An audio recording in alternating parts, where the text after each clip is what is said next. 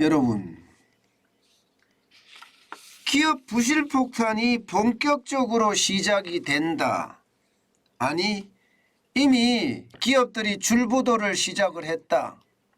여러분, 이 말이 사실일까요? 지금 현재까지 보면요, 지표상으로서는 분명히 사실로 나타나고 있습니다. 이거 한번 보세요. 작년 대비 법인 파산 증가율입니다. 9.5%나 늘어나고 있습니다.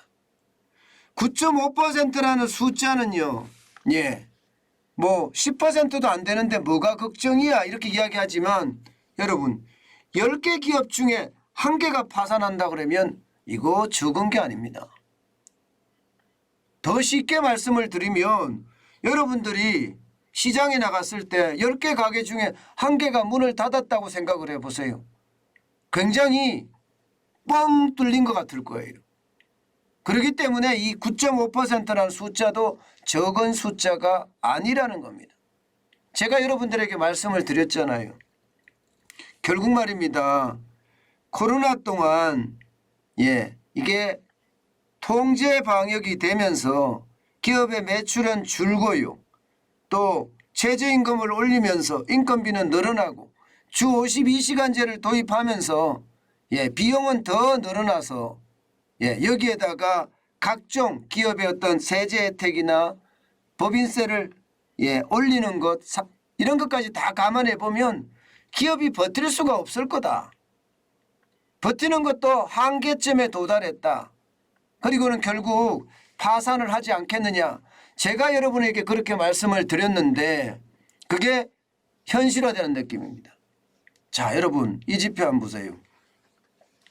2018년에 사실 법인 파산 신청 건수가 이게 적지 않았습니다. 9월까지 매년 9월의 누계 기준입니다. 595건이었습니다.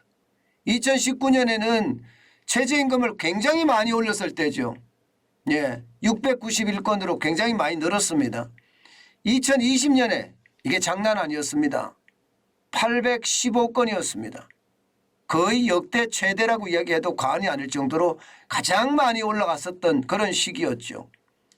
그리고 2021년 작년에는 좀 줄어들었어요. 674건으로 줄어들었지만 통제 방역을 이대로 계속하고 대출 만기 연장을 이렇게 끌고 가면 줄어들지는 모르지만 결국 터질 게 터질 거다 그렇게 말씀을 드렸습니다. 그런데 중요한 것은요, 대출 만기도 계속 끌고 가고 있는 와중인데 지금 2022년 9월 누계 기준으로 738건입니다. 그러면 674건 대비 738건이니까 거의 10%가량 늘어난 거죠. 10%가량. 굉장히 많이 늘어났습니다. 거의 말입니다. 64건이 늘었으니까 당연히 이게 충격적이다. 저는 이렇게 이야기할 수 있을 것 같습니다. 여러분, 이게 법인이 파산 신청을 한다는 것은요, 지금 당장 직업 불능 상태에 빠져 있던가 아니면 자산보다 부채가 너무 많아서 이게 기업을 계속해서 이끌고 가기가 힘들던가 이럴 때 파산 신청을 하는 거잖아요. 그런데 그 파산 신청 건수가 점점 커진다는 거 아닙니까? 게다가 올 7월을 기점으로 석 달 연속 증가세입니다. 7월을 기점으로. 7월에 법인 파산 신청 건수는 96건이었거든요. 그런데 8월에는 104건입니다. 36.84%가 늘어났어요. 전년 동기 대비해서. 9월에는요 86건입니다. 86건. 계속 상승하고 있잖아요. 이러니까 시장의 어떤 위협이 점점 커진다 이렇게들 이야기합니다. 이렇게들. 문제는 여러분, 문제는 파산 신청 건수가 늘어나는 데 있지 않습니다. 그러면 어디에 있느냐? 바로 이 그래프에 있습니다. 이 그래프에. 이 그래프가 뭔데 그러느냐? 여러분 2020년만 볼게요. 이게 파란색이 법인 회생 신청 건수입니다. 541건이에요. 그리고 회색이 법인 파산 신청 건수입니다. 738건입니다. 이게 뭐가 문제냐 여러분. 기업들이 회생을 신청을 해서 빚을 갚으려고 노력하고 기업을 빚을 갚고 나서 더 잘되게 만들려고 노력하는 것이 아니라 파산을 선택한다는 겁니다.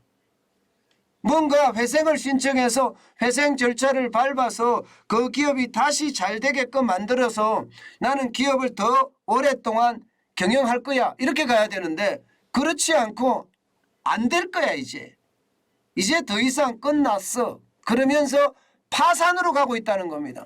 738건이 됐다는 것은 여러분 전체적으로 대비를 한번 해보세요. 이게 법인 회생 건수가 61.52%밖에 안 됩니다. 61.52%예요. 일반적으로 말입니다.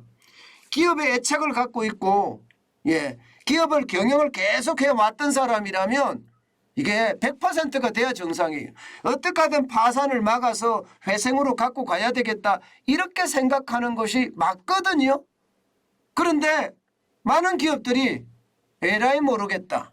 파산으로 가버리자. 나는 빚 갚느니 차라리 파산하겠다. 미래도 안 보인다. 이런 얘기입니다. 제가 그게 위험하다는 거예요. 그게 여러분 2018년만 가보세요. 2018년 가면 법인 회생 건수가 682건이죠. 법인 파산은 595건입니다. 그러면 이게 쉽게 말하면 법인을 회생시키려고 하는 비율이 114.62%예요. 114.62%. 그런데 2022년에는요. 61.52%입니다. 절반으로 줄어들었어요. 절반으로. 저는 이것을 보면서 말입니다. 도대체 문재인 정부 5년 동안 무슨 일이 벌어졌나. 저는 이 지표에서 확실하게 느낄 수 있다는 거예요. 2019년까지만 해도 버티려고 했어요. 기업 회생 건수는 732건이고요. 기업 파산 건수는 691건입니다.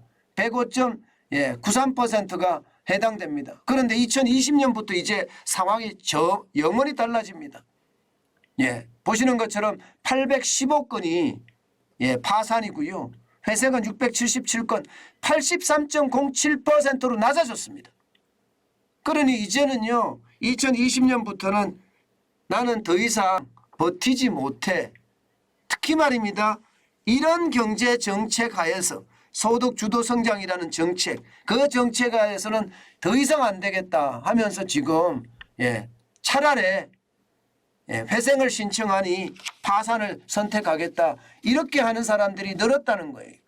2021년엔 더 많이 늘었습니다. 퍼센테이지로 보면 77.74%가 회생이 아니라 회생을 선택을 했고요. 나머지 대부분은 지금 보시는 것처럼 100%가 훨씬 넘게 파산을 신청했습니다. 674건이니까요. 524건 그러니까 77.74%만 이게 회생을 하겠다 이렇게 신청을 했고요. 나머지는 전부 다 이게 결국은 기업 회생 신청 비율이 떨어집니다.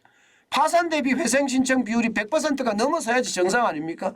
그래야지 으쌰 우리는 기업을 해서 대한민국을 더 부강하게 만들 거야 이렇게 이야기할 수 있는 거잖아요. 그런데 파산 대비 지금 회생 비율이 61.52%까지 떨어진다는 것은 그만큼 말입니다. 상황이 나쁘다 이렇게 얘기할 수가 있는 겁니다. 특히 말입니다. 이 그래프를 봤을 때 가장 심각하게 제가 느끼는 것은요. 여러분 채권자들 있잖아요. 채권자들도 법인의 채권자들도 회생하지 말고 그냥 파산해. 이렇게 이야기하는 사람들이 많아졌다는 게 문제입니다. 이렇게 되면 여러분 우리 기업의 이 기업가 정신은 무너지거든요. 이 기업가 정신이 무너진다는 것은 여러분 결국 말입니다. 우리 경제 전체에 저는 치명타를 줄 수도 있다고 생각을 합니다. 여러분 레고랜드에 2,050억 원의 채권이 디폴트가 됨으로 해서 채권 시장 전체에 위기가 왔죠. 아주 작은 것이 말입니다. 아주 작은 것이 큰 위기를 몰고 갈 수가 있거든요. 저는 지금 말입니다. 예, 지금 이 기업가 정신, 의욕이 떨어진 것, 이것은요 결국 지표로 나타났는데 파산 대비 회생 비율이 61.52%까지 떨어졌다는 거, 이 말은요 이게 우리나라의 의욕 상실이 되고 있다는 뜻이에요. 다시 말해서 재기할 의지마저도 꺾이고 있다는 뜻입니다. 저는 이거 굉장히 심각하게 봅니다. 제가 오죽했으면 오늘 처음 주제로 이거를 올려놨겠습니까? 이게 의지가 없으면 결국 무너지게 돼 있는데 지금 의지가 그만큼 꺾이고 있다는 겁니다. 이것은 대한민국이 미래가 어둡다는, 대한민국의 미래가 어둡다는 그런 이야기가 되는 거예요. 저는 이것을 보면서, 이런 지표를 보면서요 사실 깜짝깜짝 놀라고 있어요. 문제는요 여기서 끝나지 않습니다. 저는 그게 더 문제라고 생각합니다. 여러분, 여기서 끝나지 않아요. 왜? 여러분 보세요. 한계기업 비중이 계속 늘어나잖아요.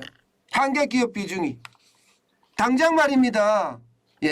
이게 한국은행에서 일반적으로 외감기업을 대상으로 24,005개입니다. 24,005개. 이 외감기업을 대상으로 조사를 해봤더니 벌어서 원금은 고사하고 이자도 못 내는 기업들이 지금 10개 중에 2개 가까이 된다는 거, 5개 중에 1개 가까이 된다는 겁니다. 18.6%까지 올라갔다는 것은, 이것은 결국 말입니다. 시장 전체의 위험이자 대한민국 전체의 위험이다. 저는 그렇게 생각을 합니다. 한계기업 비중이 이렇게 늘어난다. 그러면 기업들이 더 많이 무너지고, 기업들이 더 많이 무너지면 이것은요 저는 금융위기 이런 게 문제가 아니라고 생각해요. 기업의 위기, 기업의 위기는요 이게 원초적인 거 있잖아요. 원초적인 거. 뿌리까지 지금 무너질까 솔직히 좀 두려워요. 실제로 말입니다. 경제위기란 놈이 그렇잖아요. 이게 작은 데서 시작됩니다. 큰 데서 오는 게 아니에요. 왜냐하면 전체가 불안하는 와중에 어느 하나가 탁 작동을 해버리면 그게 전체를 잡아먹는 그런 상황이 발생이 되는데, 지금 이게 재기 의지마저 꺾인다는 것은 결국 시장 전체에 주는 그런 충격이 커질 거고요. 한계기업 비중이 계속해서 늘어난다는 것은 결국 말입니다. 이 우리 경제의 실물 경제의 핵심이라고 이야기하는 기업들이 줄줄이 무너진다. 그런 이야기가 됩니다. 제가 여러분에게 부실폭탄이 쌓이기 때문에 결국은 기업들이 그런 사태를 맞을 거다, 그 말씀을 제가 여러 번 드렸는데 지금 점점 현실이 돼가고 있다는 사실, 참 안타깝습니다. 여러분, 진짜 안타깝습니다. 예상했던 것보다가 이게 기업만 무너지는 것이 아니라 의지마저도 무너진다는 것, 이것은 점점 상황이 나빠진다는 이야기입니다.